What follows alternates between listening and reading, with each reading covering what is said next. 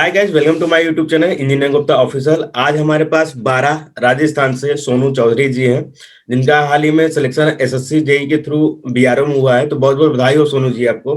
धन्यवाद। सोनू जी, सबसे पहले हम आपकी एकेडमिक क्वालिफिकेशन जानना चाहेंगे कि आपने जो स्टार्टिंग पढ़ाई की कहाँ से किया। मैंने 12th अपने ही गांव से छिपावड़ों से 12 छिपावड़ों से की। उसके बाद में बीटेक किया, 2015 में कंप्लीटेड हुआ था बीटेक।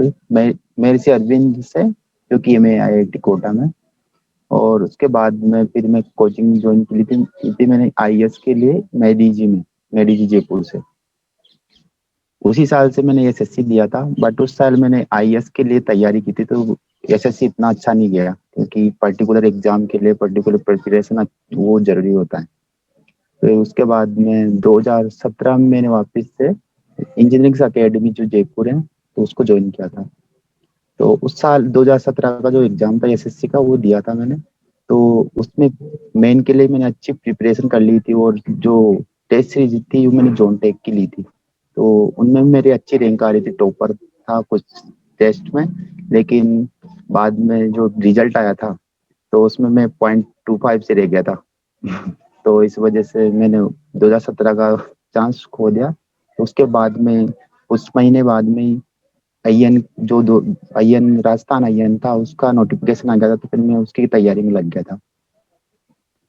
तो उसकी तैयारी मैंने की 2019 में। तो प्री में मेरे अच्छे मार्क्स थे, वैसे 220 समथिंग मार्क्स थे। उसके बाद में मेन की तैयारी करने लग गया। तो एसएससी मेरा छूट गया था एक तरीके से। तो जो आईएन में पढ़ा था, उसी को जो आईएन का जो हमारा एग्जाम हुआ था मेन का, जो 3 और 5 दिसंबर को हुआ था 2019 में। और उसका रिजल्ट जो था एसएससी का, वो आया था 12 दिसंबर समथिंग। तो मेरे पास सिर्फ 10-15 दिन ही थे मेन की प्रिपरेशन के लिए। तो जितना मैंने पढ़ा था पिछले 2017 में, या फिर आईएन के मेन में, तो उसी के अकॉर्डिंग, या उसके बाद में मैंने जो 10-15 दिन बचे थे मेरे, तो उसमें मैंने आईएएस के एग्जाम, जो प्रीवियस ईयर के एग्जाम है उनके क्वेश्चन लगाए। और जो प्रीवियस ईयर के एसएससी जाइन के मेन के वो क्वेश्चन थे वो लगाए। बस यही करके मैं गया था। और इससे मेरा फिर जो सिलेक्शन हुआ था, इसमें बीआरओ में सिलेक्ट हुआ।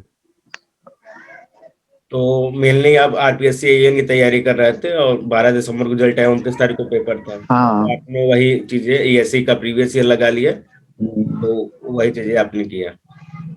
हाँ, बाकी और जानना चाहेंगे एसएससी का प्रीवियस ईयर का लगा लेते तो उससे बहुत ज्यादा फायदा है।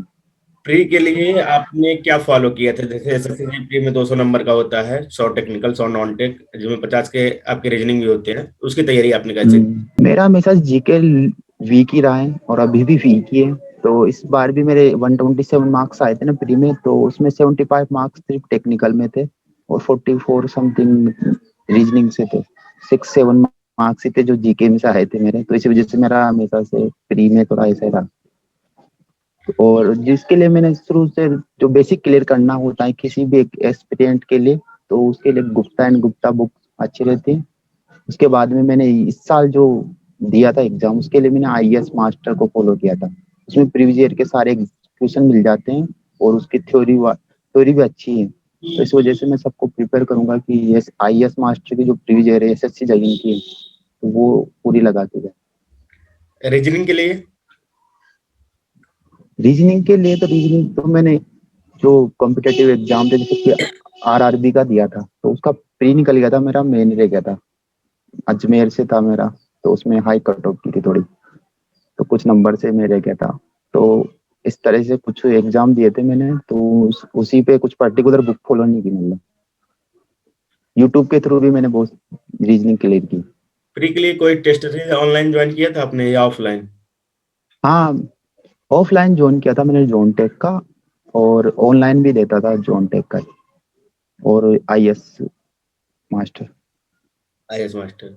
अब मेंस की क्या स्ट्रेटेजी तो आपने थोड़ा बता दिया। तो जोनटेक में आपके नंबर कितने आते थे 300 में से? इसमें मैंने जो मेन की दिया था ना एग्जाम, इस बार तो मेन के बाद में कुछ वक्त मिला नहीं। तो 2017 में मैंने दिया था, तो उसमें 300 में से जब फर्स्ट एग्जाम जो दिया था, फर्स्ट टेस्ट, तो 300 में से उसमें मेरे आए थे 256 समथिंग मार्क्स। उसमें मैंने टॉप किया था फर्स्ट जो टेस्ट था उसमें। उसके बाद में फिर टेस्ट होते रहे और रैंक वही पर 150 टॉप 50 में आता रहा था। फिर उसके बाद में रिजल्ट आ गया तो उसमें मैं आईएन की मतलब मेन की तैयारी तो हो गई थी मेरे एसएससी जाईएन 2017 की। बट प्री में 0.25 से रह गया तो उस वजह से मैं क्विट कर देगा। इस बार 2019 का भी आपने प्री दिया होगा। हाँ दिया है मैंने।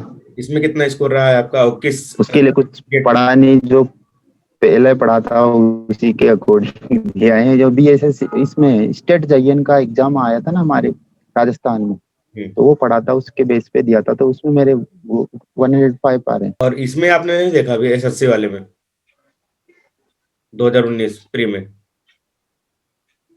2020 19 जो 2019 को हुआ प्री का ही था। तो मेरे 105 में मार्क्स आ रहे हैं। 105 मार्क्स आ रहे हैं। हाँ जो उसमें मेरे 105 मार्क्स आ रहे हैं। स्टूडेंट अभी कुछ मार्च में जाएंगे एसएससी जेईई मेंस देने के लिए। उसमें टेक्निकल में आ रहे हैं मेरे, उसमें टेक्निकल मेरे 80 मार्क्स आ रहे हैं। बचे कुचे अलग है 2019 का। तो टेक्निकल मेरा बेस्ट है और जीके में रह जाता हूँ। अभी कुछ बच्चे जा रहे हैं मेंस देने के लिए मार्च में, तो उन्हें क्या कहना चाहेंगे कि 1 महीना टाइम ही बचा हुआ है? 1 महीना टाइम बचा है तो उतना ही पढ़ो जितना आप पहले पढ़ चुके हो। नया कुछ पढ़ने की कोई जरूरत नहीं है वैसे। और सिलेक्टेड टॉपिक पढ़ो, ऐसा सब कुछ पढ़ने की जरूरत नहीं कि सब कुछ पढ़ ले और एग्जाम दे ले तो पूरा मार्क्स आ जाए। ऐसे इस तरीके से पढ़ोगे तो नंबर बहुत कम आएंगे। जितना पढ़ रखा है, जितना क्लियर है बेसिक, 1 महीने में तो उतना ही पढ़ सको जितना रिवाइज कर सको। और नए नए क्वेश्चन करो, लेकिन इतना भी नया ट्राई मत करो जितना कि आता ही ना हो। तो उससे बेटर है कि पहले तो वो क्लियर करो जो आपको आता है, ताकि और इस तरह पढ़ना है तो कोई भी बुक फॉलो करो ना, तो इस तरीके से पढ़ना चाहिए जैसे कि एक बुक पढ़ी हमने तो उस पे जो इम्पोर्टेंट है उस पे 1 स्टार लगा दो। जो ज्यादा इम्पोर्टेंट है उस पे 2 स्टार, ज्यादा इम्पोर्टेंट है तो उस पे 3 स्टार। तो लास्ट में जाते जाते उन जो मेन मेन क्वेश्चन है ना उनको रिवाइज करके चल जाओ या फिर पिक ले लो उनका। तो उससे रिवाइज करना आसान होता है, पूरा बुक पढ़ने की जरूरत नहीं होती। और जो स्टूडेंट प्री देने जा रहे हैं 2020 वाला, उनके लिए टेक्निकल में से आपका हाई स्कोर रहता है 75 नंबर 80 नंबर, बड़ी बात होती है। तो ये कैसे किस प्रकार से आपने तैयारी की थी कि इतना आपका स्कोर हो जाता था 75 80%?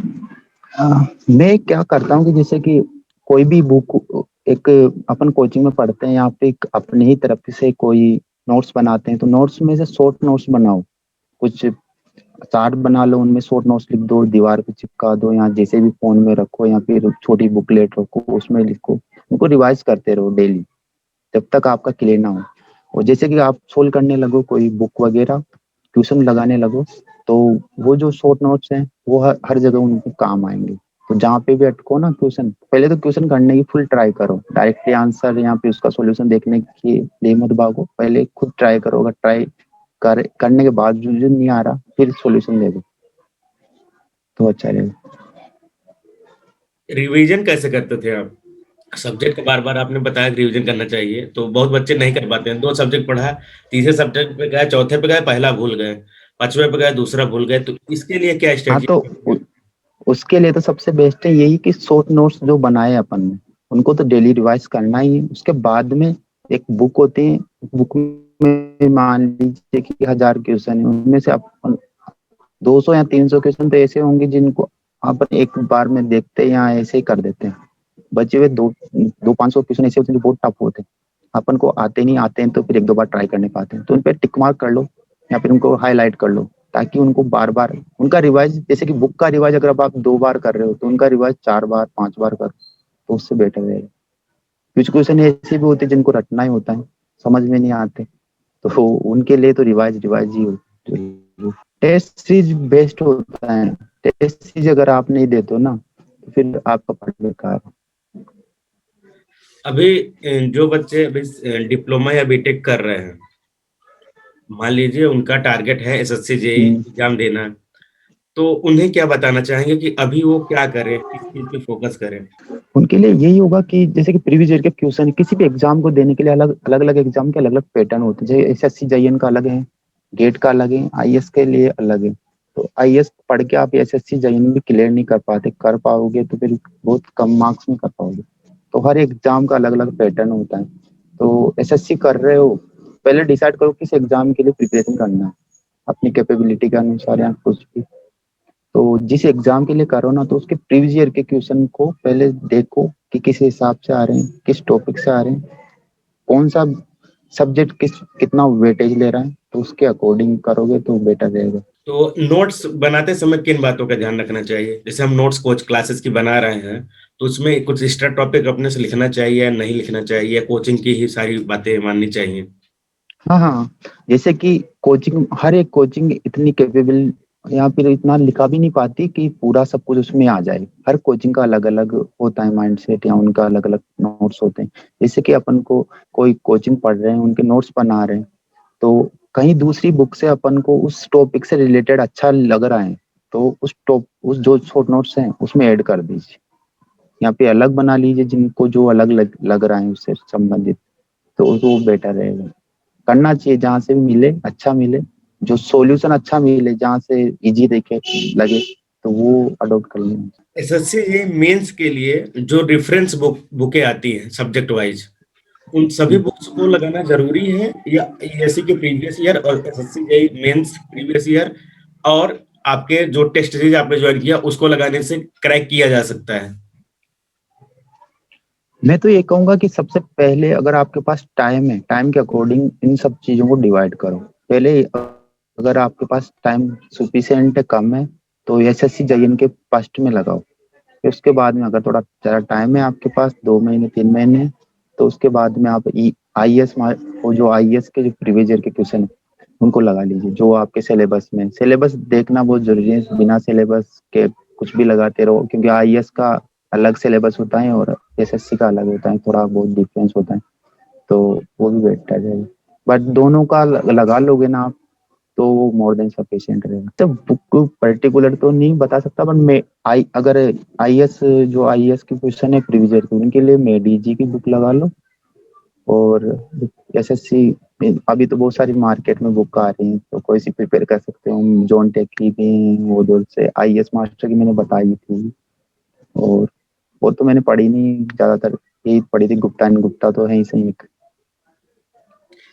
नहीं, हम मेंस के लिए पूछ रहे हैं कि जैसे कि जो रेफरेंस बुक होती है, मतलब सोम की कोई अलग से बुक आ जाए और सॉइल की अलग से बुक ले लें, स्टील की अलग से ले लिया जाए, इन सब चीज़ों के बारे में क्या बताएँगे? क्योंकि कुछ टीचर्स हैं जिन्होंने ये बोला है कि रेफरेंस बुक लगाइए। नहीं, सबका अलग अलग होता है। देखिए, अगर आपके पास टाइम है ज्यादा, तो उसके अकॉर्डिंग आप पर्टिकुलर एक बुक फॉलो कर सकते हो, क्योंकि एक बुक पढ़ोगे, रेफरेंस बुक पढ़ोगे ना, तो उसमें बहुत सारा डेरिवेशन, बहुत सारा थ्योरी रहेगा, तो उतना सब कुछ कवर कर पाना थोड़ा टाइम कंज्यूमिंग होगा। तो अगर टाइम भी सेव करना है आपको और अच्छे से प्रिपरेशन करनी, रिवाइज करना है बार बार, तो एक पर्टिकुलर बुक फॉलो करो जिसमें सारी चीजें एक ही बुक में आ जाए, तो बेटर रहेगा। अगर कुछ नहीं आता, किसी टॉपिक, कोई पर्टिकुलर टॉपिक अगर समझ में नहीं आ रहा, तब उसके बाद में आप रेफरेंस बुक फॉलो कर सकते अपने तैयारी के दौरान, क्योंकि आप 2015 से बीटेक पास आउट हैं, उसके बाद 2021 5 साल का जो गैप रहा है, उसके दौरान मोटिवेशन कहाँ से मिलता था पढ़ाई के लिए आपको? क्योंकि लोग हो। डिप्रेस हो जाते हैं। हाँ, मैं बहुत, मतलब मैं बता रहा हूँ, 2015 में मैंने एग्जाम दिया था एसएससी का, तब मैं आईएएस के लिए कर रहा था। तो मेडीजी से मेरा बहुत बेसिक क्लियर हुआ। मैं बीटेक कंप्लीट करने के बाद मुझे स्ट्रेस का फॉर्मूला तक नहीं आता था कि क्या फॉर्मूला होता है, क्या इसकी यूनिट्स होती हैं। तो मैं इतने लो लेवल से आया हूँ। उसके बाद तभी इतना टाइम लगा, क्योंकि जो बीटेक में नहीं पढ़ा उतना टाइम मुझे इतना इधर देना पड़ा, तो इस वजह से इतना टाइम लग गया। तो 2015 में मैंने एसएससी का दिया था, तो उसमें मेरे 74 मार्क्स आए थे और कट ऑफ 82 गई थी। फिर 2016 का दिया, उसमें मेरे मार्क्स 85 आए थे, कट ऑफ 87 समथिंग की थी। फिर 2017 का दिया, 2016 का शायद 92 गई थी मार्क कट ऑफ, और मेरे 87 समथिंग आ रहे थे। फिर 2017 में 0.25 से ले गया था मैं, जो भी बताया मैंने आप। 2018 में जाके मैं क्लियर हुआ। कुछ ऐसा है स्पेशल जो आप शेयर करना चाहेंगे? तैयारी के दौरान कुछ आपने ऐसा कुछ स्पेशल हो? हाँ, जैसे कि अगर अपन तैयारी करते हैं 6 घंटे की, तो आपको जल्दी सफलता मिल जाएगी, सक्सेस मिल जाएगी 6 घंटे 7 घंटे की। अगर आप 3 घंटे करोगे तो टाइम दुगना देना पड़ेगा। तो आपके ऊपर डिपेंड है कि आपको क्या करना है। अगर आप 6 घंटे दे रहे हो डेली तो सक्सेस जल्दी मिल जाएगी किसी भी एग्जाम में। 3 घंटे दे रहे हो तो उसमें दुगना टाइम लगेगा। तो वो आप पे ऊपर डिपेंड करता है। लेकिन ये जरूरी है कि अगर आप पढ़ोगे, उसमें मेहनत करोगे, तो उसका रिजल्ट इस एग्जाम में ना मिले अगले एग्जाम में मिलेगा। मैं जिस तरीके से मैंने 2018 का दिया था, 2017 का, तो उसकी वजह से मेरा 2018 निकला है, वरना 10 दिन की प्रिपरेशन में नहीं निकल पाया। एक पर्सनल क्वेश्चन मेरा ये है जो मैं सबसे पूछता हूँ, मुझे आप कब से जानते हैं? आपको मैं पिछले साल से जाने लगा था। वो कोई यूट्यूब चैनल सर्च कर रहे थे अपने इंजीनियरिंग के, तो इसके रिलेटेड ही कुछ वीडियो भी देखे थे, इंस्पायर थे, तो इस वजह से तब से फॉलो कर रहा हूँ। कई एग्जाम बच्चों को आपने इंस्पायर दिया, करते हैं। Thank you. कई एग्जाम आपने दिया, आपका सिलेक्शन नहीं हुआ, फाइनली जब बीआरओ में सिलेक्शन हो गया तो कैसा फील हो रहा है आपको? अच्छा फील हो रहा है, सब तरह से बधाइयाँ आ रही हैं। तो अच्छा लगता है। बहुत दिनों मतलब घर मेरे लिए तो ना सही, पर घर वालों के लिए सबसे बड़ा प्राउड। अगर आपका आरपीएससी एएन में हो जाता है तो बीआरओ हाँ, छोड़। तो उसमें तो मेरा पूरा कॉन्फिडेंस है कि उसमें हो जाएगी, क्योंकि उसी की वजह से मुझे ये लोएस्ट डिपार्टमेंट मिल पाया है, वरना मैं इसकी पर्टिकुलर इसी करता तो अच्छा मिल जाता शायद। मुझे बहुत अच्छा लगा आपके साथ इंटरव्यू करके। कुछ पर्सनल डिटेल्स आप थैंक शेयर यू। करना चाहेंगे अपने, जैसे आपकी ईमेल आईडी वगैरह या इंस्टाग्राम आईडी वगैरह? हाँ, मैं इंस्टाग्राम पे भी हूँ, और ईमेल मेरी आपको शेयर अभी करूँ या फिर बता दूंगा? भेज दीजिएगा, ईमेल मेरी सोनू। डिस्क्रिप्शन में दे दूंगा। ओके, मैं ठीक है, शेयर कर दूंगा आपको दोनों। थैंक यू सोनू जी, बहुत अच्छा थैंक यू। लगा आपके साथ इंटरव्यू करके।